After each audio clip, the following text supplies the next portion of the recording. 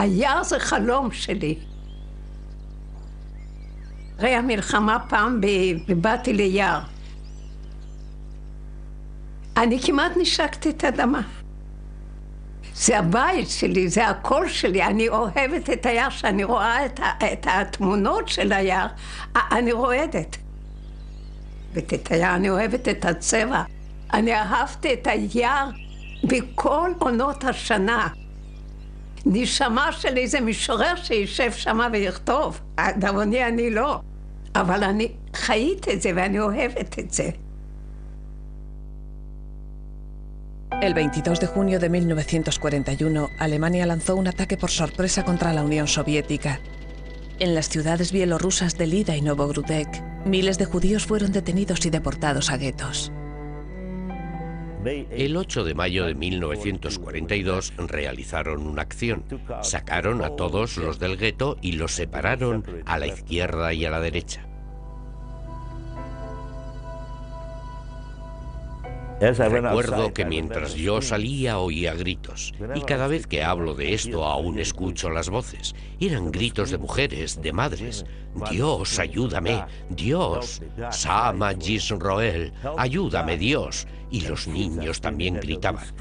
Y los gritos eran como, si Dios existe, debería haberlos escuchado. Cavaron una fosa común. Aquel día asesinaron a más de 5.000 judíos. Fue terrible.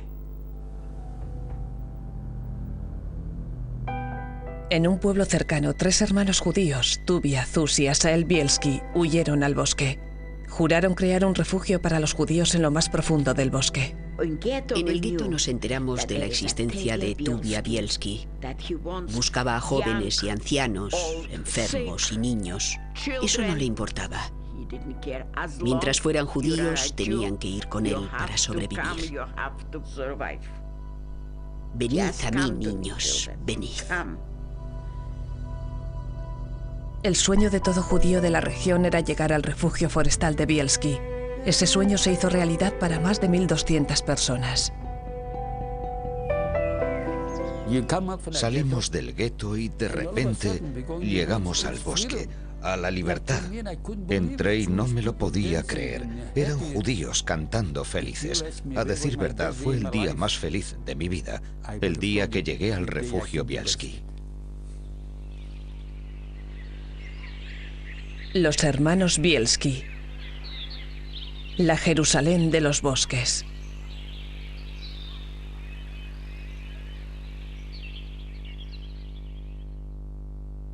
Hoy, 900 kilómetros al noroeste de Moscú, en el pueblo bielorruso de Stankevich, se encuentran los restos de una antaño próspera granja. En 1941, esta tierra y la familia que la cuidaba dio origen a un extraordinario relato de resistencia en medio del Holocausto. Aquella familia se llamaba Bielski. Stankevich tendría unas 12 o 13 familias. Nosotros éramos los únicos judíos. Vivíamos en un mundo de gentiles. Y para un judío, no era nada sencillo vivir entre gentiles.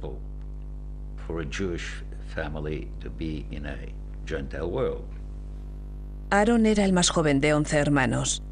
En Bielorrusia imperaba el antisemitismo, pero desde temprana edad, sus hermanos mayores, sobre todo Zuz, Asael y Tuvia, aprendieron a defenderse y desarrollaron una temible reputación. Eran conocidos en más de 50 kilómetros a la redonda. No te metas con estos muchachos, porque sabes que tienes las de perder. La guerra empezó el 22 de junio de 1941. Para mi familia, fue entonces cuando el Holocausto empezó en serio.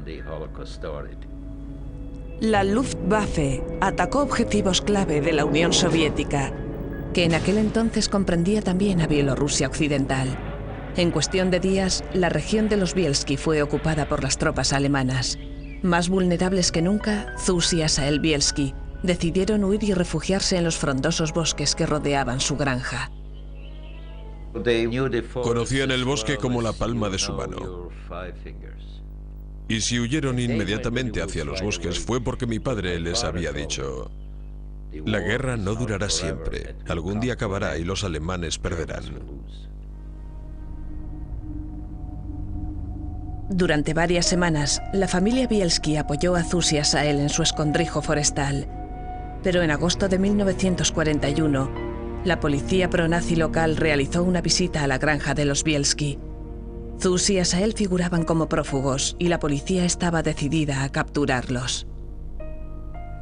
Uno de los policías locales llegó con los alemanes. Empujó a mi padre contra el muro exterior y le rompió las costillas con su rifle. Nuestro padre quedó confinado al lecho, no podía caminar. Tal había sido la paliza que le habían propinado. Para los judíos residentes en las ciudades vecinas de Lida y Novogrudek, la vida bajo la ocupación nazi no era mucho más fácil. Nuestras vidas no valían nada. Éramos como animales, peor que los animales. Un animal podía caminar por las aceras, un judío ni siquiera eso. Cada día era peor y peor, mucho peor. Las cosas empeoraban cada día. Estaban los típicos nazis asesinos. Jugaban con su pastor alemán. Si veían a un judío caminando, le azuzaban al perro para que lo atacara o lo asustara. Para ellos, los judíos eran como un simple juguete. Todos los días desaparecía alguien. Alguien era asesinado, no volvía a casa del trabajo. Sabíamos que el mañana no existía. Solo oíamos disparos, disparos y disparos. No por nada en concreto, sino porque eran judíos. Pero los disparos indiscriminados pronto dieron paso a una masacre más organizada. El 8 de diciembre de 1941, los oficiales alemanes de Novogrudek detuvieron a más de 6.000 judíos y dio comienzo el despiadado proceso de selección. Uno a la izquierda, uno a la derecha. Uno a la izquierda, otro a la derecha. Los que iban a la derecha vivían. Los que iban a la izquierda morían. Aquellos seleccionados para la muerte, más de 5.000 personas en total, fueron trasladados a las afueras de la ciudad, donde previamente habían cavado una fosa común. Era una enorme tumba y muy larga. Ordenaron a toda esta gente que se metiera dentro y la dispararon a bocajarro.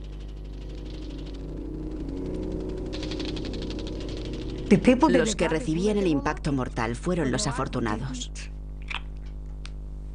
Pero los que no murieron en el acto fueron enterrados vivos y murieron asfixiados. Los gentiles que vivían por allí veían cómo se movía la tierra de la fosa. Y la tierra se movió durante mucho tiempo. Algunos tardaron más de una semana en morir. Los padres de los Bielski figuraron entre aquellas víctimas. Zus también perdió a su esposa y a su hija pequeña. Tuvia Bielski vivía en Lida. Se había hecho con unos documentos falsos y pasaba como gentil. Pero cuando las condiciones empeoraron, decidió regresar a Stankevich en busca de sus hermanos.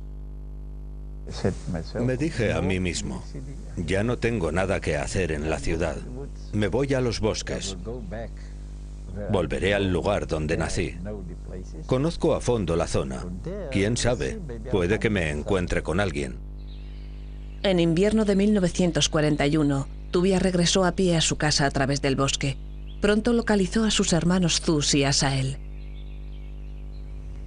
Los tres hermanos volvieron a estar juntos. Y cuando estaban juntos y tú te encontrabas junto a ellos, era como estar respaldado por un ejército. Ellos pensaban que no sobrevivirían a la guerra, pero querían morir luchando. Querían vivir libres hasta el último instante. A comienzos de 1942, los Bielski lograron acoger en el bosque a más de una docena de personas, la mayoría parientes suyos. Allí comenzaron a colaborar con la guerrilla rusa los famosos partisanos, que también buscó refugio entre la tupida vegetación. Hacia marzo, los hermanos empezaron a llevar a cabo peligrosas misiones de emboscada contra los convoyes de abastecimiento alemanes y contra los que colaboraban con los nazis. Con cada éxito operativo, su arsenal de armas crecía. Mis hermanos tenían un montón de armas, ametralladoras, de todo. Sin un rifle no eras nada, no valías nada. Te podían matar en cualquier momento, en cualquier segundo. Mi padre le regaló a mi madre un revólver que para ella simbolizaba todo lo que una mujer joven podía desear en su boda. Para ella era la posibilidad de sobrevivir o suicidarse, o morir luchando. Significaba que jamás caería en manos de los alemanes. En mayo de 1942, el grupo de los Bielski estaba formado por más de 20 personas. Comprendimos que necesitábamos una organización, de modo que nos reunimos y como Tuvia era el mayor, mi marido propuso que fuera el jefe y todo el mundo aplaudió. Todo el mundo dijo sí. Desde el principio, Tuvia dispuso que el objetivo primordial del grupo fuese el rescate de otros judíos y ponerlos a salvo en el bosque. Muy pronto, la noticia se difundió por los guetos de Lida y Novogrudek. Tuvia era un héroe para todos. Solía decir que si tenía un trozo de pan, lo compartiría con cualquiera que llegara, y que todos debían acudir al lugar y buscar refugio allí. Conocía el valor de la vida. Tuvia sabía que matar 1, o 10, o 40 o 100 alemanes no tenía ningún sentido. Pero salvar un judío era una afrenta para los alemanes. Tenía un simbolismo mayor, ya fuese una anciana, un viejo o un niño. Valía más rescatar que matar. En agosto de 1942, los hermanos Bielski empezaron a pasar misivas y mensajes secretos a los guetos de Lida y Novogrudek, rogando a los judíos que se unieran a ellos en el bosque. Se nos comunicaba que si escapábamos y nos dirigíamos hacia Lida, había una casa separada del resto, cuyo dueño se apellidaba Kozlovsky. Konstantin Kozlovsky, un humilde granjero, era un aliado de excepción. Era un gentil dispuesto a ayudar a los judíos. Cuando la gente huía del gueto, acudía a casa de Kozlovsky.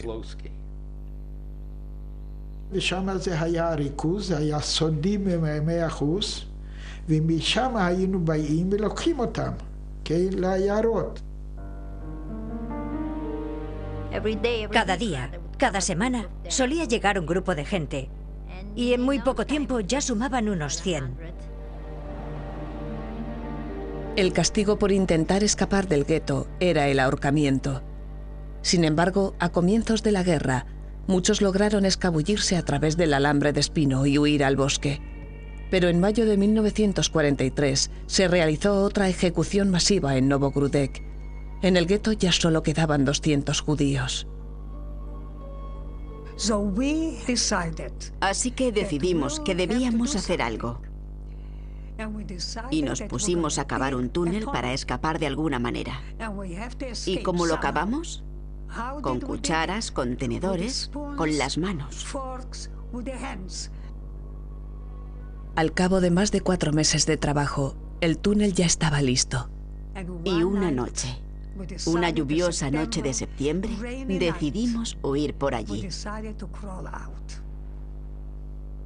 Nos pusimos en fila.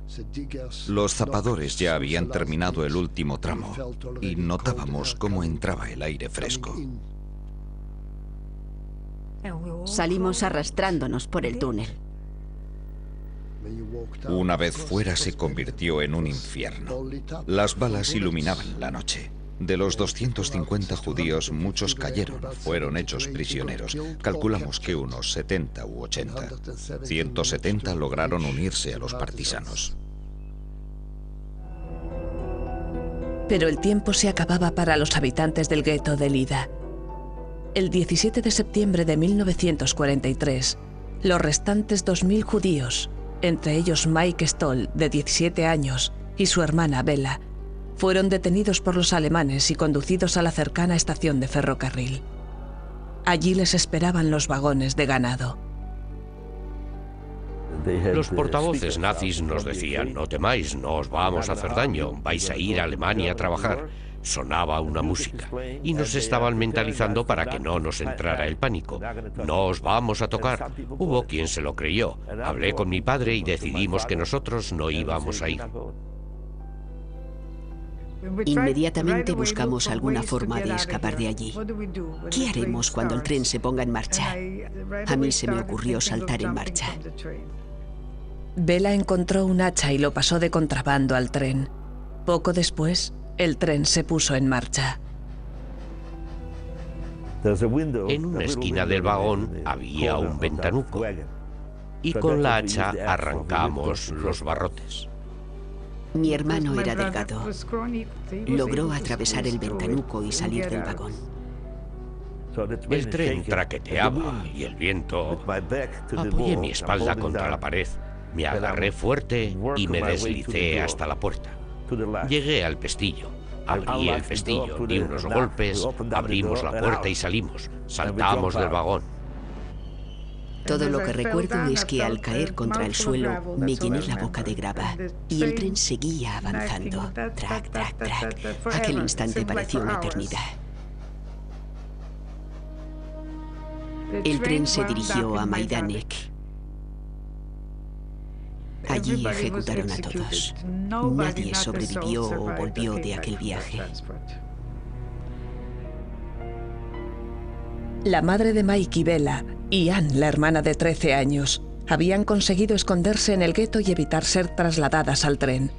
Huyeron al bosque por separado, donde vagaron durante días, seguras de que jamás volverían a ver a Mike ni a Bela. Siempre solía dormir con la cabeza apoyada en el regazo de mamá. Una mañana, sin saber por qué, me levanté con una sensación maravillosa. Levanté la cabeza y vi a mi hermana Bela. Inmediatamente me dije a mí misma: "Oh, he tenido que soñar algo bonito con ella, por eso me siento tan bien". Y cuanto más la miraba, más real parecía. De repente ella se dio cuenta de que había tropezado con un grupo de gente. Tampoco sabía dónde estaba. Empezó a correr hacia el grupo e inmediatamente se fijó en mamá y en mí. Las primeras palabras que pronunció fueron que Mike y papá estaban vivos. No podíamos dar crédito a lo que veíamos. Era como volver de entre los muertos. Una vez juntos de nuevo, se encontraron con un grupo de partisanos que los acompañaron a la base Bielski. Para entonces ya había allí más de 200 judíos huidos de los nazis. Tras escapar del gueto de Varsovia, Perez Shoshati llegó a la base Bielski en 1943. Más de 50 años después, empezó a dibujar los recuerdos de su vida en los bosques. זו הייתה כן תרפיה עצמית, כן, להשתחרר מהמועקה של המלחמה, של השואה. וזה שחרר אותי לחלוטין. Con gran detalle, Shoshati reflejó la vida al lado de los Bielski. Y para los sobrevivientes, no hay imagen más indeleble que su primera visión de la base Bielski.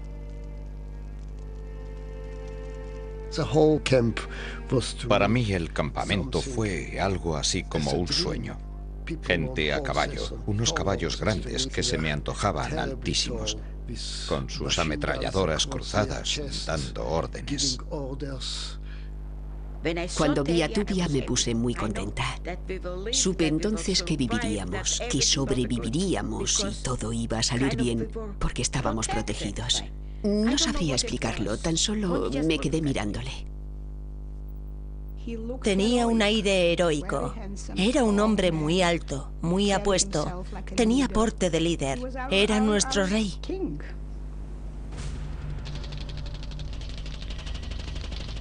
A pesar de todo, la guerra seguía su curso. No teníamos ninguna garantía de que fuéramos a sobrevivir, pero sí teníamos la posibilidad de defendernos.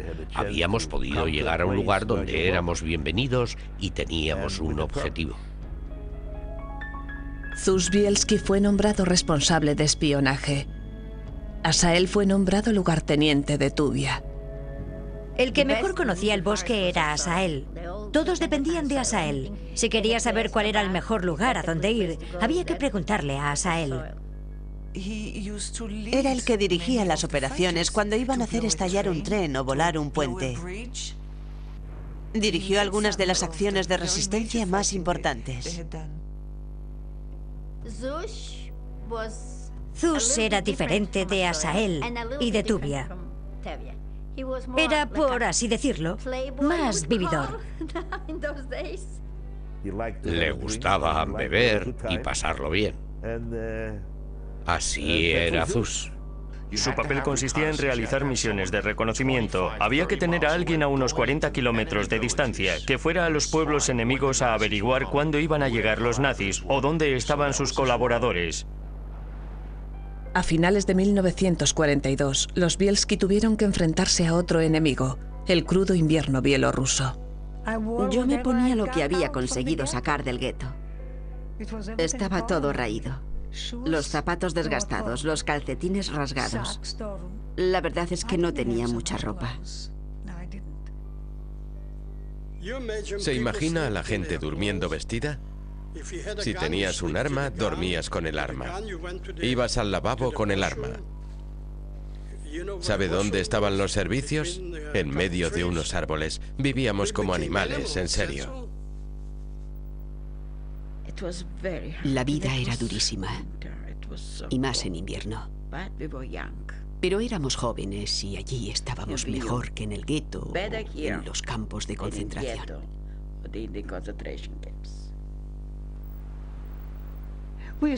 Nos dedicábamos a charlar. ¿Qué otra cosa se podía hacer?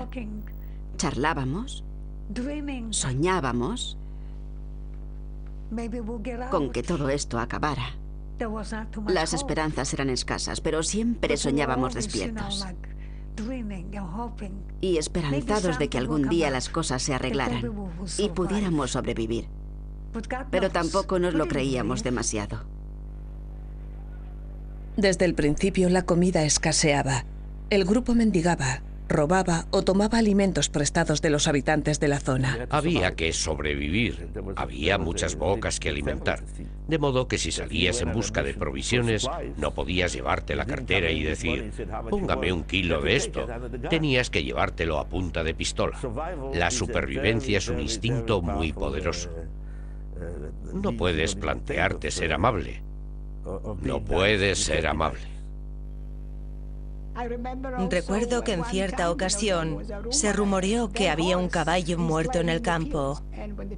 Y cuando la gente se enteró, fueron en tropel a llevarse la carne. Para cuando nos enteramos nosotros, apenas quedaban unas vísceras.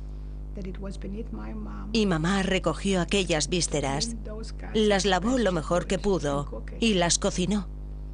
Aún recuerdo el sabor.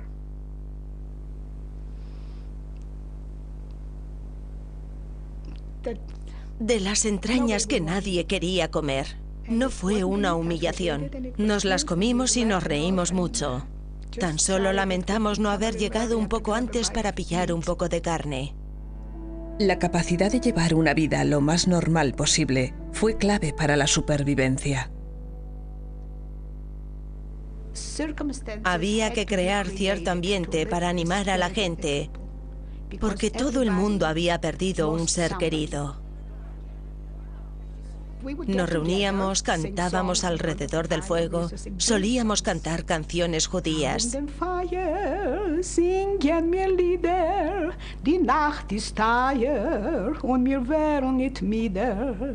Und wenn der Feuer wird verloschen werden, leicht auf der Himmel die Levone und Stern.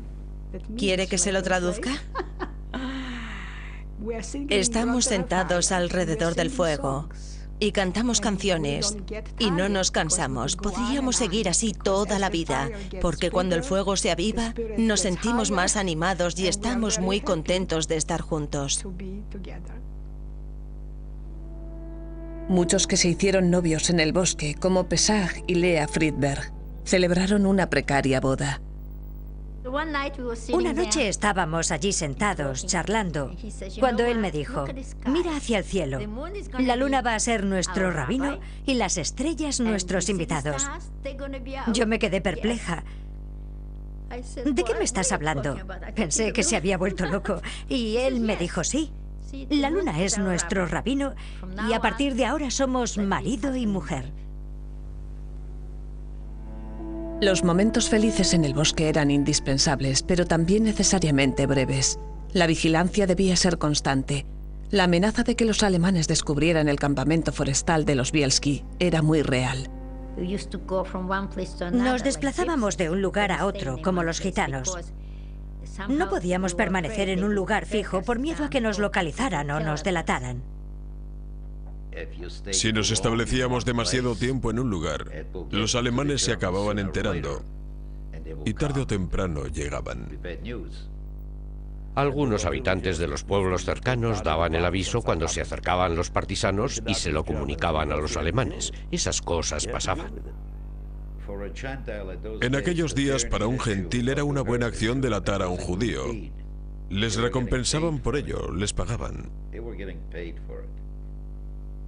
Uno de estos gentiles era un antiguo vecino de los Bielski, de nombre Batya Kushel. Mis hermanos enviaron unos 10 o 15 hombres. Lo sacaron de la cama y se lo llevaron al bosque. Un compañero llamado Gulkov, Benny Gulkov, lo tumbó en el suelo y le cortó la cabeza con un hacha. Lo arrojaron a un puente en llamas con un cartel que rezaba: Batya Kushel ha sido muerto y quemado por ser chivato de los nazis.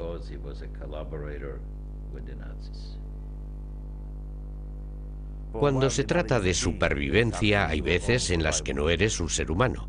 Y sabiendo lo que habían hecho y la forma en que nos trataban, no se podían considerar represalias.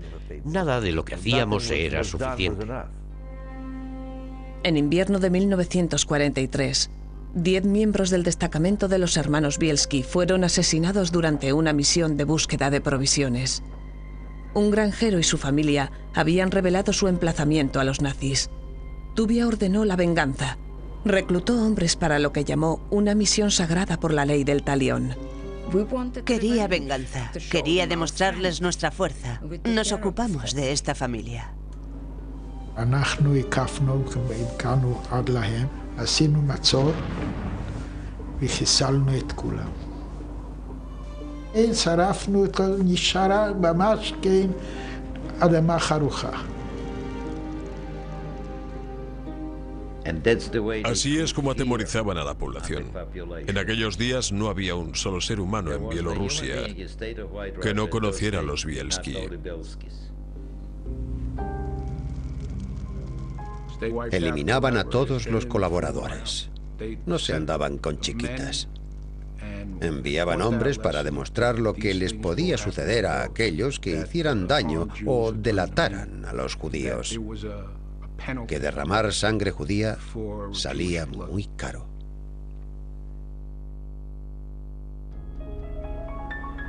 A comienzos de 1943, los hermanos Bielski tenían más de 300 judíos refugiados bajo su tutela.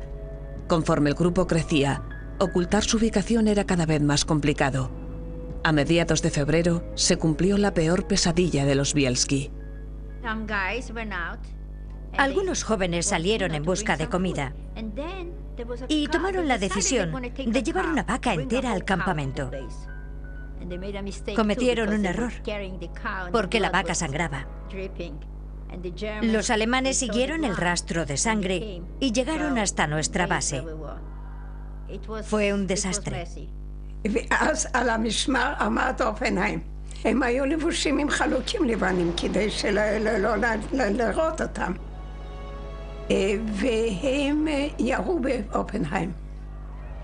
ואנחנו התפזרנו כולנו בתוך היער, ברחנו לכל הכיוונים. Entonces llegamos a un prado y cargaron con ametralladoras contra nosotros. Las balas silbaban por encima de mi cabeza. Vi cómo las agujas de los pinos caían sobre mí.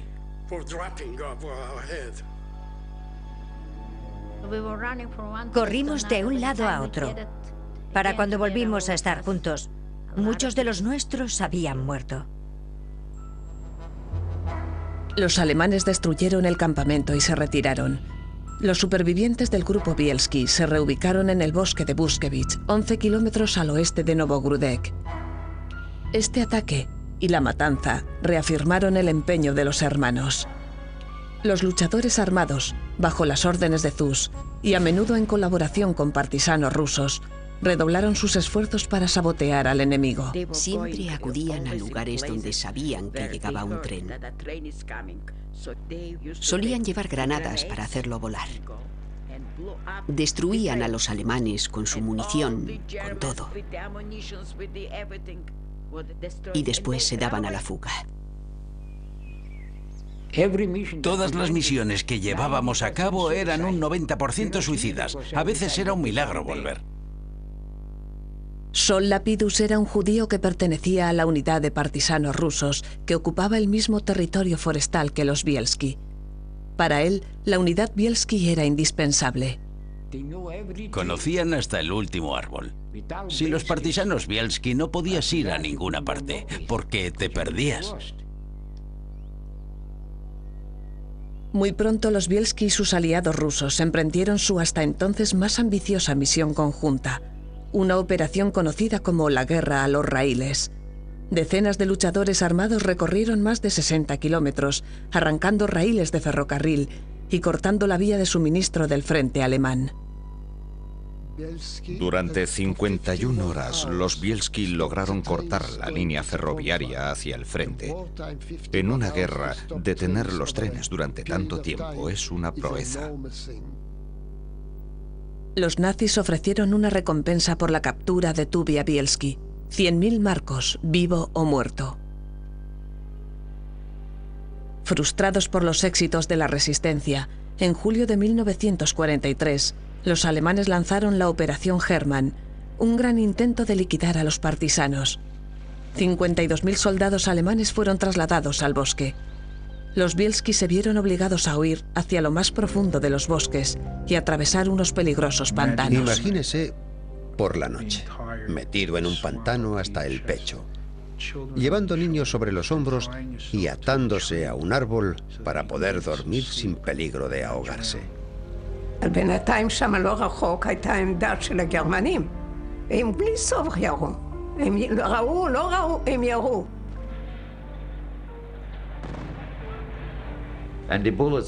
Las balas silbaban sobre nuestras cabezas, como los pájaros. Milagrosamente, ningún miembro del grupo Bielski fue abatido. Finalmente, cuando los nazis abandonaron el lugar, los partisanos caminaron 120 kilómetros hacia el oeste de Minsk, a un bosque conocido como Naliboki Pusha. Allí iniciaron la construcción de una base permanente. Sería bautizada como la Jerusalén de los bosques. Tras pasar más de 2 años burlando a los nazis, en otoño de 1943, Tuvia, Zus y Asael Bielski iniciaron la construcción de una nueva base, ayudados por los casi 800 judíos que habían rescatado hasta entonces.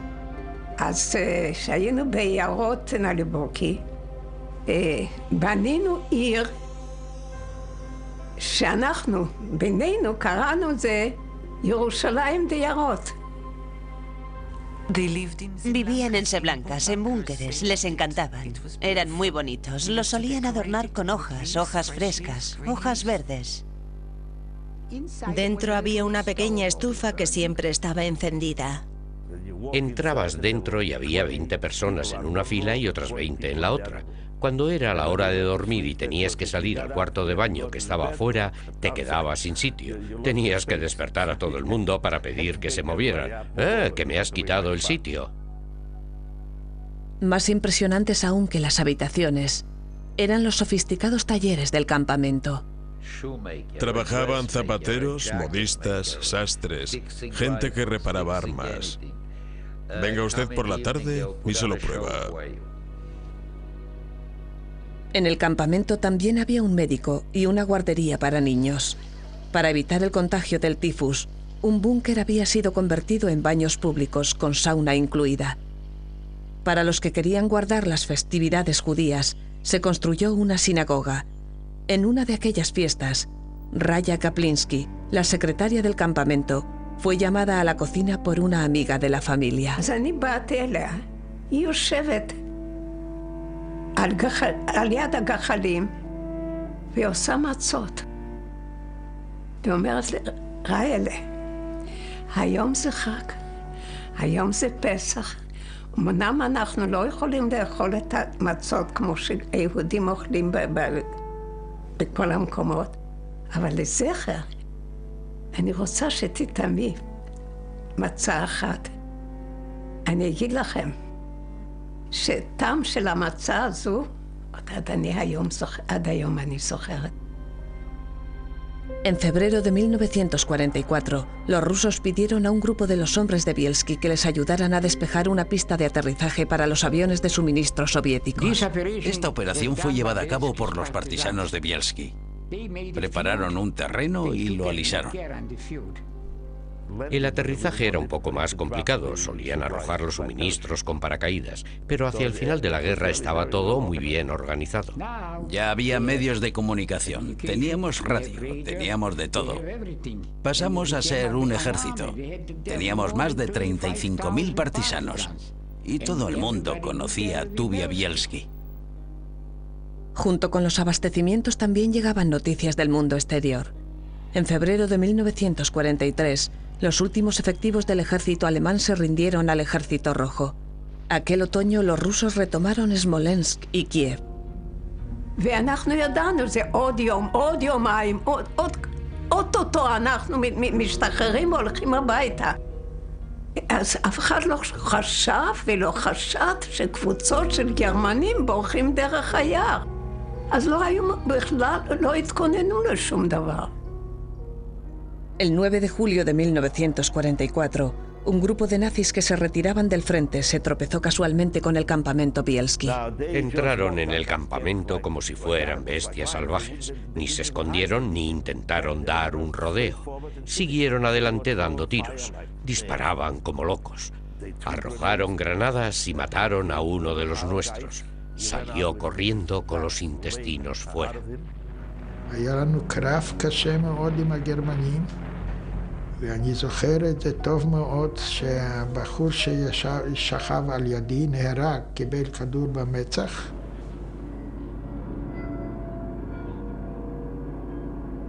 Nueve partisanos Bielski fueron abatidos por las balas antes de que los alemanes fueran rechazados y obligados a huir.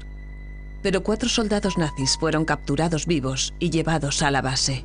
Para entonces aquellos tipos ya estaban así.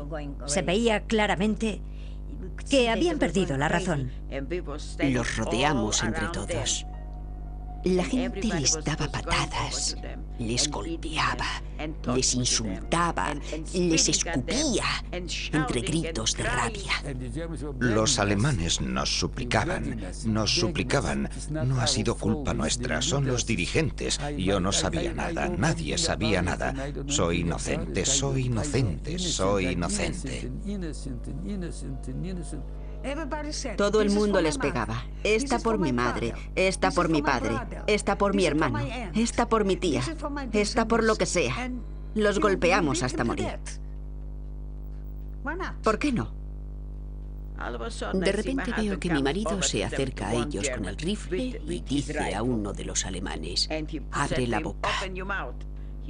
Abrió la boca, él le metió el cañón entre los labios y el disparo salió por la nuca. Y siguió gritándole, ahí tienes, por mi madre, por mi padre, por mi hermana, por mi hermano, por todos. Estábamos furiosos. Teníamos sed de venganza. Y esa sed de venganza duró mucho tiempo. Habíamos visto demasiadas atrocidades contra nuestro pueblo. Nada podía compensarlo.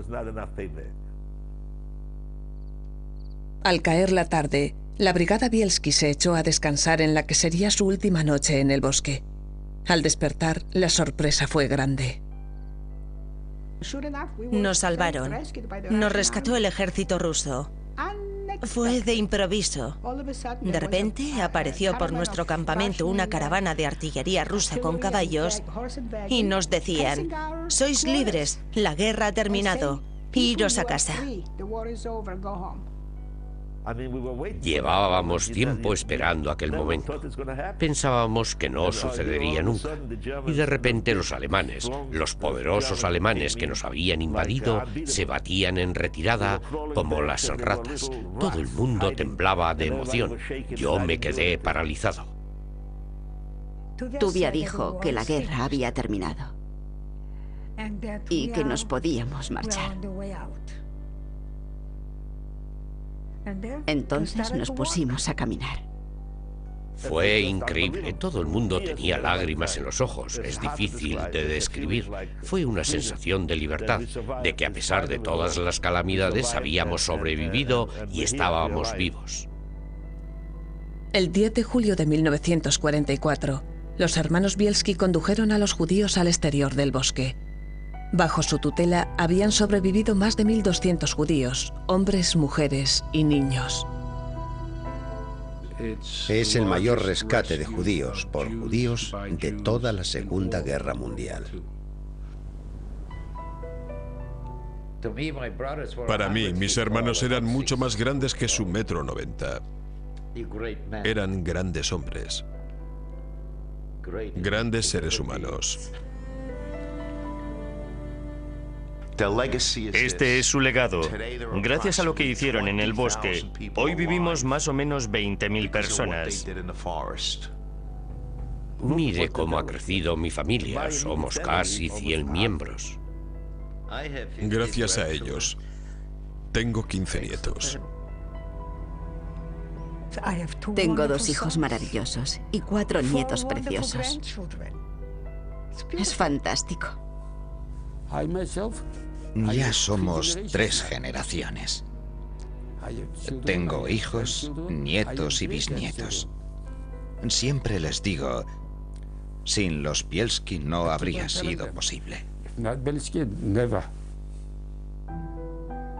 Poco después de abandonar los bosques, Asael Bielski fue reclutado por el Ejército Rojo. En febrero de 1945 murió en combate. Esto es todo lo que sabemos.